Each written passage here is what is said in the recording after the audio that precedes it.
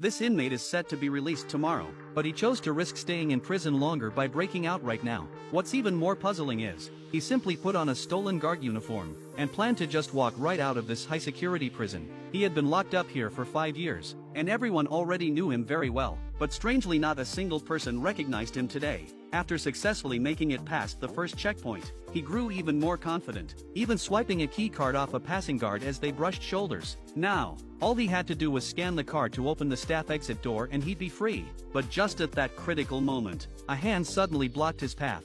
Thankfully, the man thought he was a new co-worker, greeted him and let him pass. Even though the man managed to escape prison, he knew time was running out, so he jumped into a nearby prison maintenance van, started it up like a pro, then dug out the only $3 in spare change inside, and sped toward the airport. But he wasn't planning to fly out. Instead, he headed to a second-hand market near the airport, and bought a server vest for $3. At the airport entrance, he ran straight toward a luxury car that had just pulled up. The rich guy mistook him for a valet, and handed him the keys along with a generous tip. His name is Neil, a notorious art thief. He thought with this luxury car in hand, he could win back the girlfriend who was ready to leave him. But little did he know it was already too late. To make matters worse, after discovering Neil's escape, the prison contacted Agent Peter, the one who caught him, and demanded he bring Neil back to finish his sentence. But Peter was in a really bad mood. He had spent 3 years investigating a criminal group known as the Dutchman, only to be toyed with by them for 3 years straight. This time he was humiliated once again,